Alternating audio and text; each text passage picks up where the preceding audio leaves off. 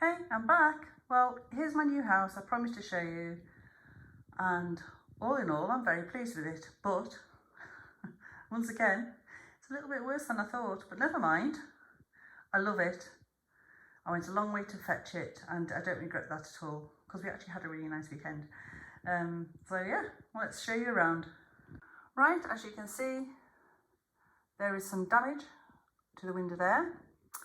Now that one's a wooden replacement, and it's not a bad job, but I'm sure we can do better. I'm hopefully going to find a replacement window, but they are hard to come by. If I remember correctly, it's something like 93 centimetres high by 70 something wide. It's not too bad, it's biggish. Right, so it's a G&J lines, and it dates from 1914 to 1925. So that's 11 years they produced it for. That's quite a while to produce a house, so I'm sure it's not a rare one. But all the same, I really like it. Right, so here's the first side. Lovely, all fireplaces there, only one door present. So, but, and I'm pretty sure that the papers, if not genuine, are nearly as old as. I'm not really up on papers. I'll have to do some research, probably looking up Lyons Brothers and trying papers, we'll find out. But yeah, but again, got the beautiful bays. It makes such a difference having those bays. You put a bit of furniture in, it brings the thing to life. Right, I just wanted to show you what a difference a couple of pieces of furniture make. Those bay windows, just absolutely, I just love them. I just love the fact you can put little bits in them. So I just put the two little chairs in and the sofa, and couldn't look too out of place, do they? And I can't remember whose idea it was, who suggested that the earrings I use as cushions. So there's one of them on the sofa. It looks amazing. So yeah, well pleased. So anyway, I just thought I'd give you a quick look of what it can look like with a few bits in it. Papers are still there, but there's no sort of design left on them really. It's faded to nothing. So yeah, so we'll open the other side now. So here you can see the other side. And this is my other cat, Stara. I think we've met her before. Storm's at the vet's today. He's getting castrated, bless him. So yeah, it's been a busy morning. But anyway, back to the house. So this is the door.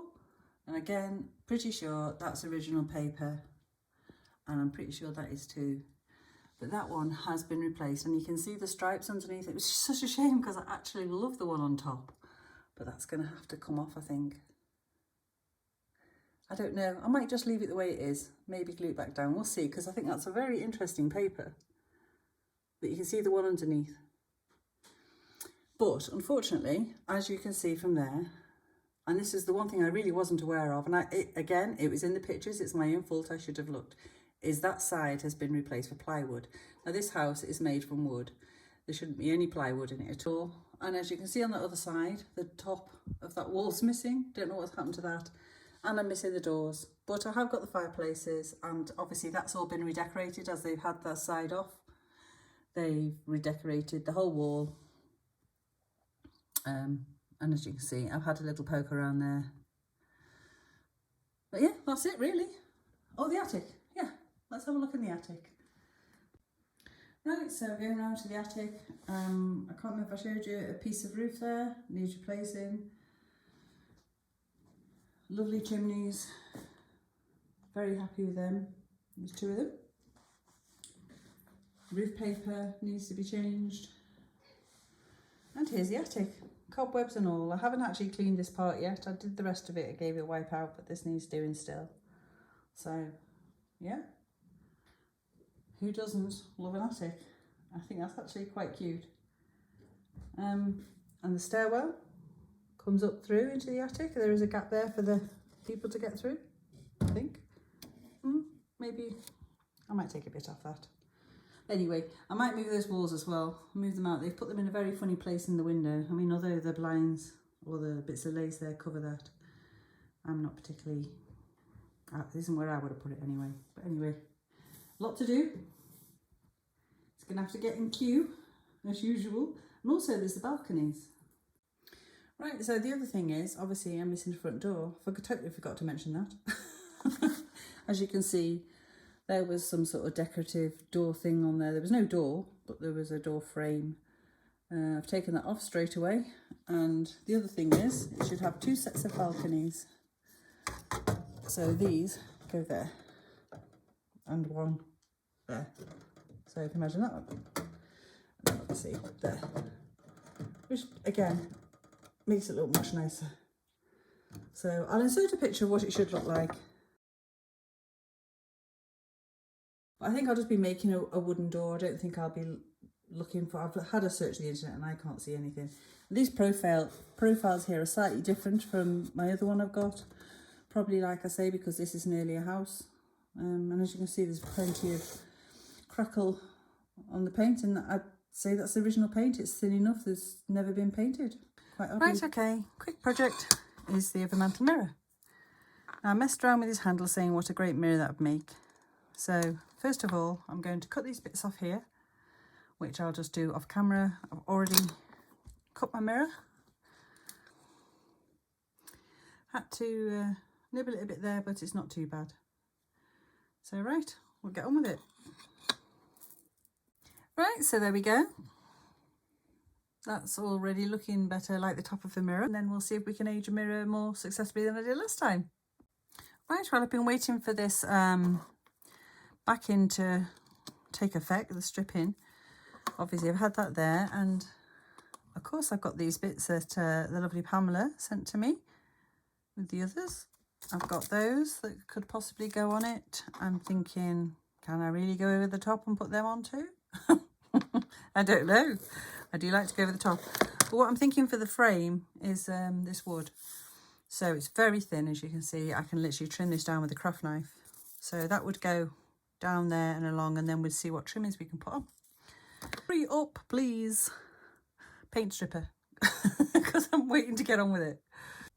Right, once again, I made a goddamn mess of that. But, as last time, I think I'm going to have to get some gold and silver on the back. Yeah, it went too far.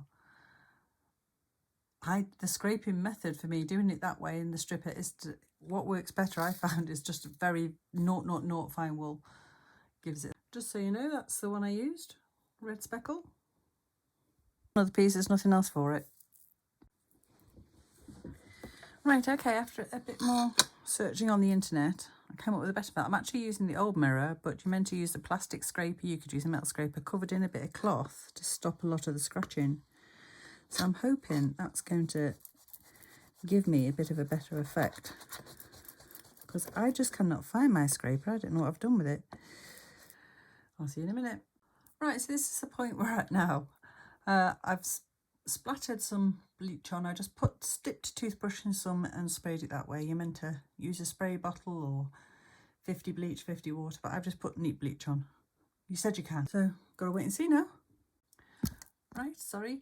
So as you can see, that has actually worked this time. Yay! You can see the holes. That's the splatters of bleach. So what I'm going to do, I'll put that behind, rather paint behind. I've cut myself a frame. I'm just going to draw on that and then cut it out. Okay. I think you can get the effect. That's not too bad, is it? I'm okay with that. It's certainly better than the first attempt, let's be honest. So I'm afraid there was no way other to work around that than to cut a new piece this time.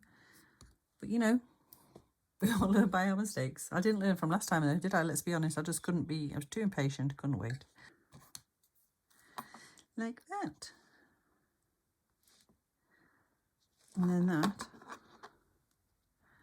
will get glued on there. Just there. That's why I wanted it protruding slightly, just so they sit a little bit happier. It's a little bit wider, but I don't mind. And then, I don't know how wide they are now. They're probably going to be too wide for my wood. I was thinking of putting these on. Right, I've decided to use the sizing glue on the back of that because I'm not sure what other glue will have a reaction with. Do there, obviously the mirror wants a clean. Right, so next it's glue these bits on. I think I'm going to use super glue for that. I don't know what else would stick to a mirror if I'm honest. So I'll do that next. Right, so I've glued that all on. It's all a bit weird, as in like it doesn't touch the mirror there. Put in place, and then I'm going to judge whether I need these other brass bits on or whether it's going to be too much brass. So just hang on a minute. Right, the verdict is width. So I'm going to glue those on there. Just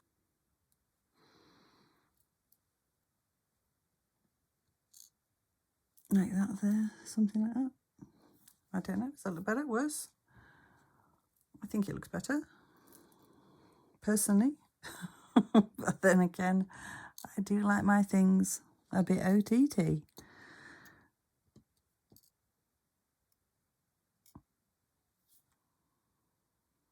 Ooh, quite like that. Right, so there's the finished mirror. I've got the shells on there.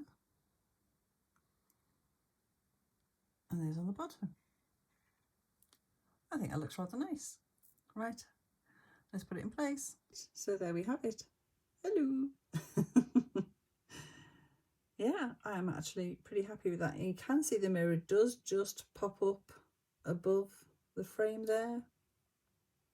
I might put a bit of paper over that, brown paper, so it looks like the frame. But other than that, I'm very happy. I might have made it a bit bigger, but I suppose I had to go with the size of my handle. I couldn't really make it any wider.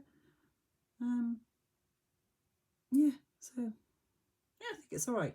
I like it.